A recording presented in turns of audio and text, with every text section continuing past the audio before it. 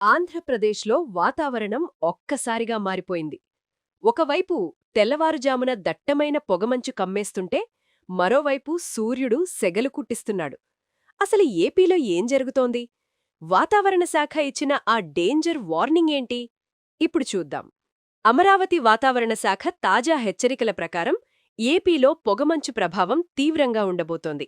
ముఖ్యంగా తెల్లవారుజామున రోడ్లపై వెళ్లే వాహనదారులు ప్రాణాలు అరచేతిలో పెట్టుకుని ప్రయాణించాల్సిన పరిస్థితి. ఎదురుగా వచ్చే వాహనం కూడా కనిపించనంత దట్టంగా మంచు కురుస్తోంది. కొంచెం అజాగ్రత్తగా ఉన్నా ప్రమాదాలు పొంచి ఉన్నాయి. అందుకే ప్రయాణాల్లో తగిన జాగ్రత్తలు తీసుకోవాలని అధికారులు హెచ్చరిస్తున్నారు. విచిత్రమేంటంటే ఉదయం 8 గంటలు దాటితే చాలు పరిస్థితి రివర్స్ అవుతోంది. ఉక్కపోత మొదలైపోతోంది. ఇప్పటికే ఏపీలో ఉష్ణోగ్రతలు 30 డిగ్రీలు దాటేశాయి.